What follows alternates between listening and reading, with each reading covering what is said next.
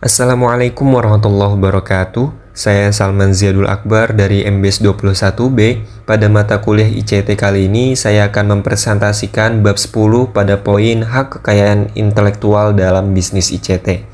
Sebelumnya saya ucapkan terima kasih kepada Ibu Wirda Hilwa selaku dosen penampu bisnis ICT yang telah mendampingi dan memberikan banyak sekali ilmu kepada kami pada semester 6 kali ini. Membahas topik yang sangat penting dalam dunia bisnis digital yaitu hak atas kekayaan intelektual ataupun HAKI, saya yakin kita semua setuju bahwa inovasi adalah jantung dari perkembangan teknologi. Namun, inovasi tanpa perlindungan hukum dapat dengan mudah dieksploitasi oleh pihak yang tidak bertanggung jawab. HAKI adalah hak eksklusif yang diberikan kepada seseorang ataupun badan hukum atas hasil pemikirannya di bidang teknologi. Ini mencakup hak cipta, hak paten, hak merek, dan juga hak desain. Melindungi HAKI sangat penting untuk mendorong inovasi dan juga menjaga hak-hak para kreator.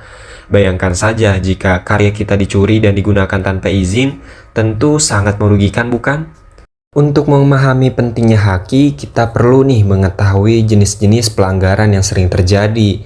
Ada 4 jenis utama pelanggaran HAKI yang seperti sudah saya sampaikan sebelumnya, yaitu pelanggaran hak cipta, pelanggaran hak paten, pelanggaran hak merek, dan juga pelanggaran hak desain. Yang pertama yaitu pelanggaran hak cipta.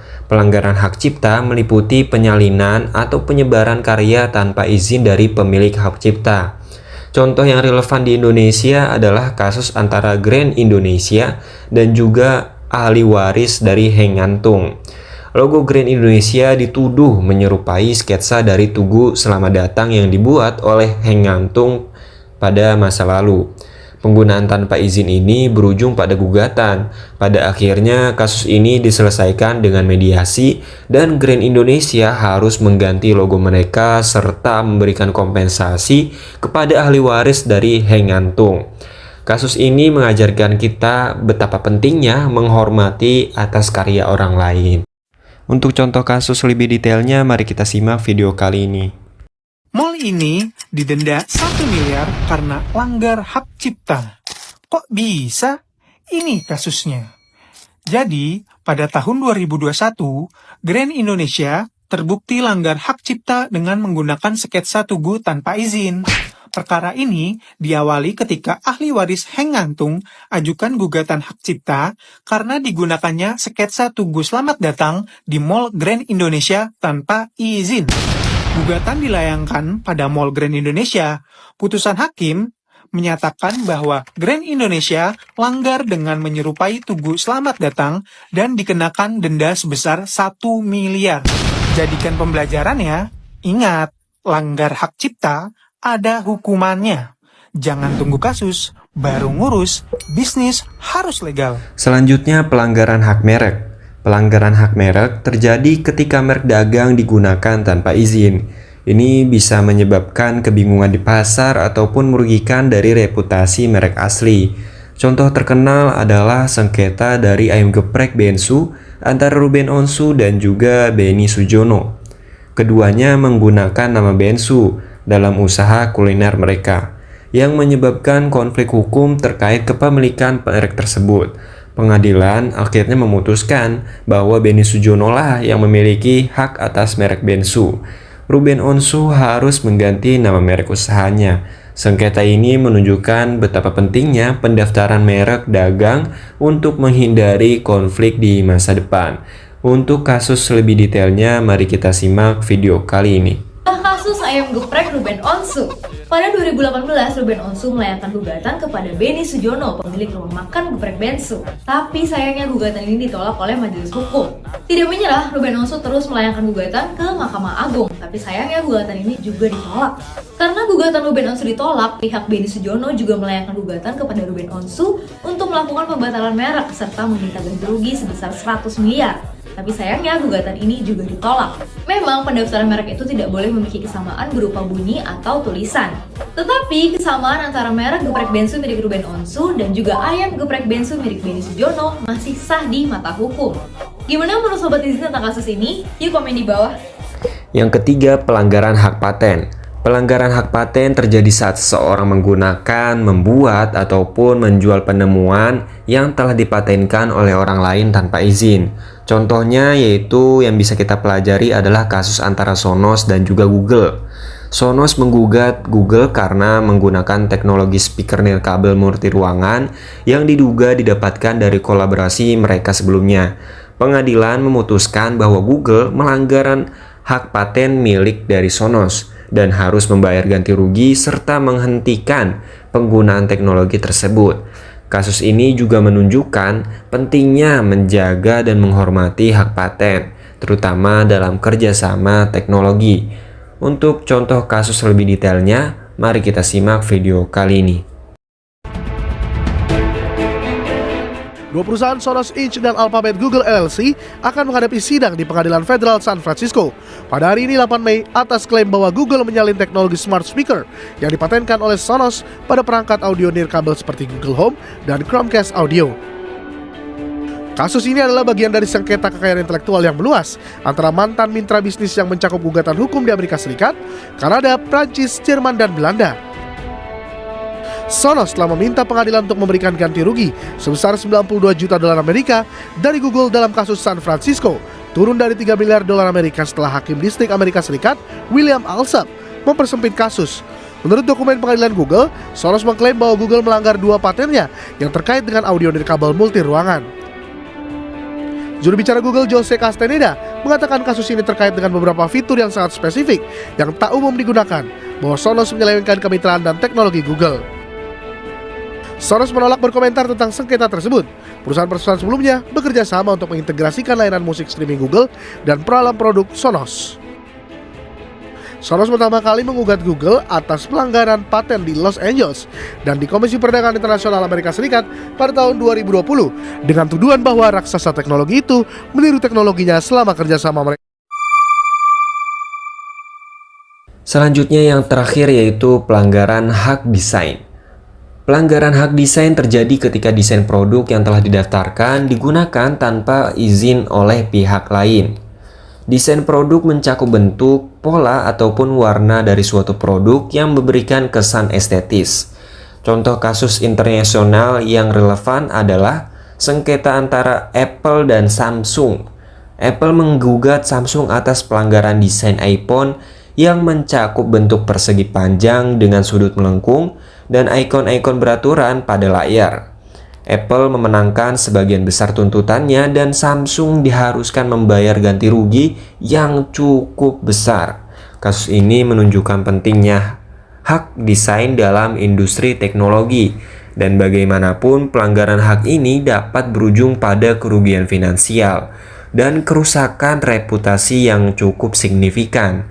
Sengketa ini juga mengajarkan kita betapa pentingnya inovasi dalam desain produk dan perlindungan hukum atas desain tersebut. Setelah kita memahami apa itu haki dan jenis-jenis pelanggarannya, mari kita lanjut ke pembahasan selanjutnya yaitu regulasi yang mengatur bisnis online di Indonesia. Regulasi memainkan peran penting dalam bisnis online. Di Indonesia ada beberapa regulasi kunci yang perlu diperhatikan oleh pelaku bisnis online. Misalnya, Peraturan Bank Indonesia Nomor 19 Tahun 2017 mengatur tentang teknologi finansial atau fintech, termasuk layanan pinjam-meminjam online atau P2P lending. Regulasi ini memastikan bahwa semua transaksi keuangan yang dilakukan melalui platform digital tetap aman dan terjamin. Selain itu, ada Peraturan OJK Nomor 77 Tahun 2016 yang juga mengatur layanan P2P lending. Peraturan ini memberikan pedoman tentang bagaimana platform P2P lending harus beroperasi, termasuk perlindungan bagi para pemberi pinjaman dan peminjam. Dengan regulasi ini, OJK berusaha menciptakan ekosistem fintech yang transparan dan juga akuntabel. Undang-Undang Nomor 8 Tahun 2010 tentang perlindungan konsumen melindungi konsumen dalam transaksi online. Hal ini sangat penting karena konsumen harus merasa aman saat berbelanja ataupun bertransaksi secara online. Undang-undang ini memberikan hak kepada konsumen untuk mendapatkan informasi yang benar tentang produk dan layanan yang mereka beli. Selanjutnya ada Peraturan Menteri Perdagangan Nomor 50 Tahun 2018 mengatur perlindungan konsumen dalam perdagangan elektronik. Peraturan ini mengharuskan penjualan online untuk memberikan informasi yang jelas tentang produk, harga, dan kebijakan pengembalian barang. Terakhir, Undang-Undang Nomor 11 Tahun 2008 tentang ITE mengatur tentang transaksi elektronik dan menjadi dasar hukum utama untuk aktivitas bisnis online. UU ITE ini meliputi berbagai aspek seperti keamanan data, perlindungan konsumen, dan juga penanganan sengketa. Poin penting dari regulasi ini mengandung beberapa poin yang harus dipatuhi oleh bisnis online. Pertama, setiap bisnis online wajib memiliki izin usaha yang sesuai dengan jenis usahanya. Hal ini penting untuk memastikan bahwa bisnis tersebut beroperasi secara legal dan juga mematuhi semua aturan yang berlaku. Kedua, konsumen dilindungi dari praktik bisnis yang tidak adil dan produk yang tidak sesuai dengan yang diiklankan. Misalnya, jika konsumen membeli produk yang tidak sesuai dengan deskripsi yang diberikan oleh penjual, mereka memiliki hak untuk mengajukan keluhan dan mendapatkan penggantian barang. Ketiga, keamanan data pribadi konsumen harus dijaga dengan baik. Bisnis online harus memastikan bahwa data pribadi konsumen seperti nama, alamat, dan informasi pembayaran tidak disalahgunakan ataupun dicuri. Keempat, ada mekanisme penyelesaian sengketa untuk melindungi konsumen dan pelaku bisnis online jika terjadi perselisihan antara konsumen maupun penjual. Mereka dapat menggunakan mekanisme ini untuk menyelesaikan masalah secara adil dan transparan. Makin berkembangnya vintage, UU ITE diperpanjang dari ayat 27 sampai 35. Pasal 27 hingga 35 UU ITE memberikan perlindungan yang komprehensif terhadap berbagai bentuk kejahatan elektronik. Pasal ini melarang tindakan yang dapat merugikan orang lain melalui informasi elektronik, seperti pencemaran nama baik dan penipuan. Mereka juga melarang akses tidak sah ke sistem elektronik lainnya, serta tindakan merusak ataupun memindahkan informasi elektronik tanpa izin. Selain itu, pasal-pasal ini melarang penyebaran informasi bohong dan juga provokatif yang dapat mengganggu keamanan dan ketertiban umum. Pasal-pasal ini juga dirancang untuk memastikan bahwa teknologi digital dapat digunakan dengan aman dan adil. Pelanggaran terhadap pasal-pasal ini juga dapat dihukum dengan pidana penjara dan ataupun denda yang cukup berat. Lalu apa sih tujuan pasal dari 27 sampai 35 UU ITE ini? Tujuan utamanya adalah melindungi privasi dan keamanan individu, menjaga stabilitas dan keamanan sistem elektronik, serta mencegah penyalahgunaan informasi elektronik. Pasal ini bertujuan untuk memastikan bahwa sistem elektronik dapat dan informasi di dalamnya dapat terlindungi dengan baik.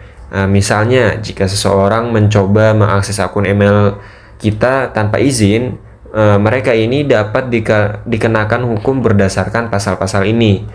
Pasal-pasal ini juga dirancang untuk mencegah penyebaran informasi bohong yang dapat merugikan orang lain.